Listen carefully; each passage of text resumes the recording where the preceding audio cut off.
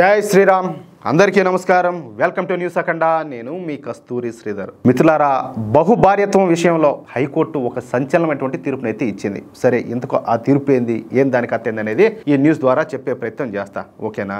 నిజానికి ప్రస్తుత కాలంలో ఈ బహుభార్యత్వం మన హిందువుల్లో అయితే లేదు, చెప్పాలంటే క్రిస్టియన్లో కూడా లేదు, బౌద్ధుల్లో కూడా లేదు, జైనుల్లో కూడా లేదు, అలాగే సిక్కుల్లో కూడా లేదు. ప్రస్తుతం ఈ బహుభార్యత్వం ఉన్నదల్లా ముస్లింల్లోనే. అందుకే మన దేశంలోనూ అలాగే ప్రపంచంలో ఈ ముస్లింల జనాభా వేగంగా పెరిగిపోతుంది. అసలు స్వాతంత్రం వచ్చిన తర్వాత మన దేశం నుంచి పాకిస్తాన్ విడిపోయిన తర్వాత మన దేశంలో ఉన్నటువంటి ముస్లిం సంఖ్య ఎంత తెలిసినా కేవలం 4% మాత్రమే. కానీ ఇప్పుడు అంటే 2025 నాటికి వాళ్ళ జనాభా మొత్తం దాదాపుగా 16% చేరుకునింది. అందుకు గల కారణాలలో ఈ బహుభార్యత్వం అనేది ప్రధానమైందన్నమాట. ఇక్కడ చూడండి, మన హిందూ పాపులేషన్ అనేది తగ్గుతుంది, మిగతా వాళ్ళే పెరుగుతున్నాయి. మనమేమో అరే ఒకరు చాలు, ఒకరు చాకుండా పెద్ద గొప్పగా ఉన్నది అనేది ఏది పిల్లవాళ్ళని పెళ్లి చేసుకోవాలంటే ఏం చేసుకున్నావులే పెళ్లి, ఇంకా సెటిల్ అవ్వకుండా వీడు ముడ్డి కింద 30 ఏళ్ళు వచ్చినా కూడా వీడు పెళ్లి చేసుకోడు. వీళ్ళేమో పెళ్లి వద్దంటారు. సరే, మగవాళ్ళ అట పక్కన పెట్టండి, ఆడవాళ్ళు కూడా ఈ మధ్య కాలంలో 30 ఏళ్ళు వచ్చిన దాకా వీళ్ళు పెళ్లి చేసుకోవడం. ఇంకా అప్పుడు వీళ్ళు సెటిల్ అయ్యేది, వీళ్ళు పెళ్లి చేసుకునేది, వీళ్ళు ఒకరినో ఇద్దరినో కనేటప్పటికి వీళ్ళ కాడికి ఆనిపోతుంది. ఓయమ్మ ఒకరిని చాకుండేది ఎక్కువని మాట్లాడతారు. మరి ఆ అవతల మొదలు పెట్టారంటే దీన్ని కట్ట పెళ్లిళ్ళు చేసుకొని పోతానే ఉంటారు, పిల్లవాళ్ళని కంటానే ఉంటారు. ఇంకా వాళ్ళ జనాభా ఎందుకు పెరగదు, మన జనాభా ఎందుకు తగ్గదు ఆలోచించండి మీరు కూడా. అందరూ కాకపోయినా చాలా మంది అయితే ఉద్దేశపూర్వకంగానే ఒక్కొక్కరు 3-4 పెళ్లిళ్ళు చేసుకొని 10 మందిని 12 మందిని పిల్లవాళ్ళని కంటున్నారు. మొన్న ఈ మధ్య ఆయన ఏదో చంద్రబాబు నాయుడు గారు ఇది ఒకటి పెట్టాడు అమ్మఒడి అని చెప్పేసి, ఒకే ఇంట్లో 12 మందికి వచ్చింది అమ్మఒడి. మొత్తం దీని అమ్మనాగుడి. ఇట్లాంటి కుటుంబాలు రాష్ట్రం మొత్తం మీద ఎన్ని ఉంటాయి, అప్పుడు ఎన్ని కోట్ల రూపాయలు వాళ్ళకి పోయింటుంది ఒకసారి ఆలోచించండి. ఇప్పుడు ఆ అమ్మఒడి ఇచ్చిన వాళ్ళంతా కూడా ఆ పార్టీకి ఓట్లు వేసిన వాళ్ళు ఉంటారా, ఎన్డీఏ కూటమికి ఓట్లు వేసిన వాళ్ళు ఉంటారా? ఉండరు. చెప్పాలంటే బీజేపీ వీళ్ళకి మిత్రపక్షం కాబట్టి సచ్చినా కూడా వాళ్ళకి ఓటు అయితే వేసి ఉండరు. కానీ డబ్బులు మన హిందువుల కంటే మిగతా వాళ్ళకంటే ఎక్కువగా వాళ్ళకే పోయా. ఇంకేం మాట్లాడాలా? సరే, వీళ్ళు చెప్పాలంటే ట్యాక్సులు కూడా కట్టరు. ట్యాక్సులు ఎందుకు కడతారు, ఎందుకు కడతారు అంటాలే. ఎంతసేపు కూడా ప్రభుత్వం మీదనే ఆధారపడి బతుకుతూ ఉంటారు. అదేమయ్యా అంటే మైనార్టీ కార్డును ఉపయోగించుకోనో లేదా గరీబోళ్ళం అన్న కార్డును ఉపయోగించుకోనో ఈ ఉచిత పథకాలన్నింటిని కూడా ఎంజాయ్ చేస్తూ ఉంటారు. మరి ఒక్కొక్కరు 3-4 పెళ్లిళ్ళు చేసుకొని 10 మందిని 12 మందిని పిల్లవాళ్ళకి అంటా ఉంటారు కదా. ఈ మారి కంటే ఇంక గరీబోళ్ళుగా ఉండక ఇంకా కోటీశ్వరులు అవుతారా? కోటీశ్వరుడైనా సరే చివరికి బికారిగా మిగిలిపోతాడు. ఇంకేం చేస్తారు? అంతమందిని పిల్లవాళ్ళని కానీ పోషించాలి కదా వాళ్ళందరినీ కూడా. కానీ వీళ్ళు మాత్రం దర్జాగా బతుకుతూ ఉంటారు. ఎట్టా అంటే నీకు ఉచితంగా రేషన్ వచ్చా, ఇంక మైనార్టీ కార్డు అడ్డం పెట్టుకొని నీకు ఎన్ని కావాల్సి ఉంటే అన్ని పథకాలు నీకు వస్తా ఉండే, ఇంకేం నీకు తక్కువ?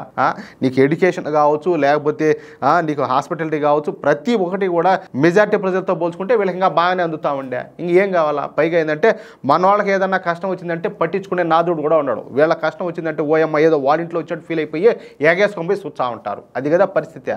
సెక్యులరిజం మూసిగేసుకొని అదేవిధంగా సూడో సెక్యులర్ పార్టీల అండతో ప్రభుత్వ పథకాలన్నింటిని కూడా అప్పనంగా స్వాహా చేస్తారు.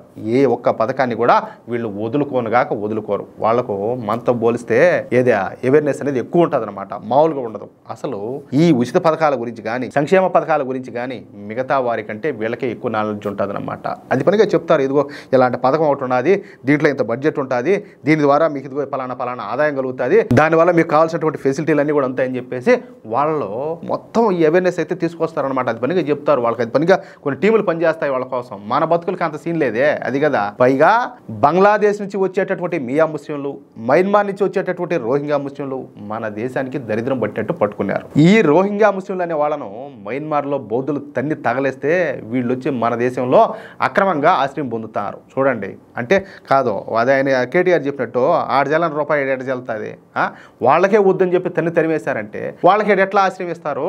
ఎట్లా ఇస్తారంటాలే? శాంతియుతంగా ఉండేటటువంటి బౌద్ధులే వీళ్ళను తన్ని తగలేశారంటే ఈ రోహింగ్యా ముస్లింల క్యారెక్టర్ ఏందో ఇప్పటికే మీకైతే అర్థం ఏంటది. సరే, ఇక అసలు విషయానికి వద్దాం. ఈ న్యూస్ చెప్పాలంటే నాకే చిరాగ్గా ఉండాలి, కానీ చెప్పకైతే తప్పదు. కేరళలో ఒక దివ్యాంగుడైనటువంటి ఒక ముస్లిం వ్యక్తి ఉన్నాడంట. సరే, ఆయన వయసు వచ్చేసి 46 సంవత్సరాలు, బాగానే ఉండాలి, కళ్ళు కూడా కనపడవు. కానీ ఈయన గారు వచ్చేసి 2 పెళ్ళిళ్ళు చేసుకున్నా అంట. 2 పెళ్ళిళ్ళు. అరే నువ్వే ఒకరి మీద ఆధారపడాలా, నువ్వు 2 పెళ్ళిళ్ళు చేసుకోవడం ఏంది? ఈయన చేసే పని ఏందో తెలిసిన అడుక్కోవడం. 46 ఏళ్ల ఒక దివ్యాంగుడైనటువంటి ఒక వ్యక్తి 2 పెళ్ళిళ్ళు చేసుకొని ప్రభుత్వం ఇచ్చేటటువంటి ఉచిత పథకాలను పొందుతా మరో పక్క అడుక్కుంటా తన 2 కుటుంబాలను దర్జాగా వెళ్లదీస్తా ఉన్నాడు. అయితే మొదటి భార్యకు రెండో భార్యకు మధ్యన విభేదాలు అయితే వచ్చాయంట. అంతే, ఇక ఆ దివ్యాంగుడైనటువంటి ముస్లిం రెండో భార్య కోర్టుకి వెళ్ళిందనమాట. నా మొగుడు తొలి భార్య దగ్గరే ఉన్నాడు కాబట్టి నా భర్త నుంచి నాకు విడాకులు కావాలా, అదే విధంగా నా భర్త అడుక్కోవడం మూలంగా నెలకు 25,000 రూపాయలు సంపాదించాడు కాబట్టి నాకు నెల నెల భరణంగా 10,000 రూపాయలు ఇప్పించాలని చెప్పేసి కోర్టుకు పోయింది.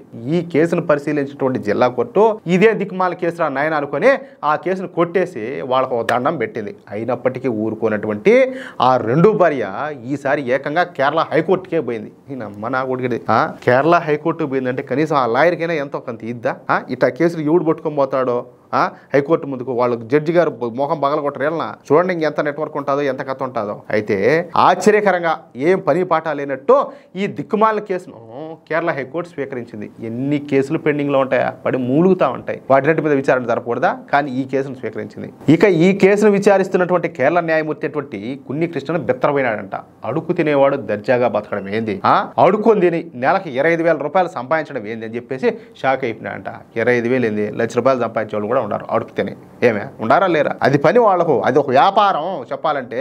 ఇక ఈ కేసు గురించి వాదోపవాదాలు అన్ని కూడా విన్న తర్వాత తట్టుకోలేనటువంటి న్యాయమూర్తి ఒక సంచలన తీర్పునిచ్చాడు. ఈ సందర్భంగా ఆయన తీర్పునిస్తా అసలు బహుభార్యత్వం అనే కాన్సెప్టే తప్పు.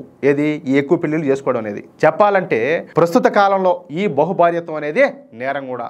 ఒక్కొక్కరు 4-5 పెళ్లిళ్ళు చేసుకుని దేశాన్ని అసలు మీరు ఏం చేద్దాం అనుకుంటున్నారు?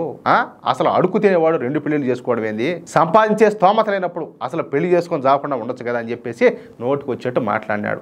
నేను ఈ సందర్భంగా తీర్పునిస్తున్నా, ఇక నుంచి ప్రతి ఒక్కరు కూడా 2 ఏసు 3 ఏసు 4 ఏసు పెళ్లిలో చేసుకోవడానికి ఎంత మాత్రం కూడా వీళ్ళే. చెప్పాలంటే ఇది నేరంగా పరిగణించబడతాదని చెప్పేసి ఒక కీలకమైనటువంటి తీర్పునైతే ఇచ్చాడు. అది ఆ విషయమా? మళ్ళా దీన్ని కూడా వ్యతిరేకించే వాళ్ళు చాలా మంది ఉంటారు. కానీ ఇక్కడ ఒక విషయం ఏంటంటే వాళ్లకు ఈ ప్రభుత్వ పథకాల విషయంలో కానీ వీటిలన్నింటిలో కూడా చెప్పాలంటే అందరికంటే ఎక్కువ కావాలా. కానీ చట్టం విషయానికి వస్తే అరే మా మతానికి ఇది వ్యతిరేకము, మేము అట్లా ఉండకూడదు, అట్లా చేయకూడదు, మా మతానికంటూ మాకు చట్టాలు ప్రత్యేకంగా కావాలా, మాకు అవి వేరే వర్తిస్తాయని చెప్పి మాట్లాడతారు. మరి ఇప్పుడు శిక్ష ఏదైనా ఒక తప్పు చేస్తారు, ఒక దొంగతనమో లేకపోతే ఒక అత్యాచారమో హత్య చేస్తారు. హత్య చేసినప్పుడు వాళ్ళ మతానికి అనుగుణంగా ఆ చట్టాలను చూస్తే ఈ దాడులు శిక్షలు అనేటివి దారుణంగా ఉంటాయి. మరి ఆ శిక్షలను వాళ్ళ మీద అమలు చేద్దామంటే అట్ట కాదు, భారతదేశంలో ఉన్నటువంటి చట్టాలకు సంబంధించినటువంటి శిక్షలనే మాకు ఏమని చెప్తారు. చూడండి ఎన్ని మెలుగులో, ఎన్ని వంకరలో, ఎన్ని కథలు. అంటే ఏదైనా కూడా జరిగితే మాకు అనుకూలంగానే ఉండాలి కానీ మాకు వ్యతిరేకంగా ఉండకూడదు అనేది అసలు ఉద్దేశం అనమాట.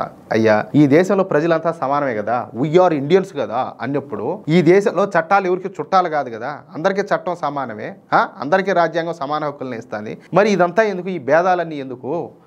కావాలనే వాంటెడ్గా ఈ దేశాన్ని సర్వనాశనం చేయాలనుకునే వాళ్ళకు కాదు. ఈ బోడి పెత్తనం అంతా ఏంది, అది విషయం అయితే ప్రతి ఒక్కరు కూడా అర్థం చేసుకోవాలా. ఈ హెచ్చు తగ్గులన్నీ కూడా తొలిగిపోయి అందరికి కూడా సమానంగా చట్టం అందరికి ఒకేలా ఉండాలని చెప్పేసి నేనైతే కోరుకుంటున్నా. మిత్రులారా, ఈ న్యూస్ కనుక మీకు నచ్చినట్లయితే ఖచ్చితంగా ఈ న్యూస్ నలుగురికి షేర్ చేయండి. అలాగే ప్రతి ఒక్కరు కూడా మీ యొక్క అమూల్యమైనటువంటి అభిప్రాయాలను కామెంట్ రూపంలో తెలియజేయండి. అలాగే ఇంతవరకు మీరు కనుక మన ఛానల్ను సబ్స్క్రైబ్ చేసుకున్నట్లయితే ప్రతి ఒక్కరు కూడా మన ఛానల్ను సబ్స్క్రైబ్ చేసుకోండి, సపోర్ట్ చేయండి ప్లీజ్. జై శ్రీరామ్, జై హింద్.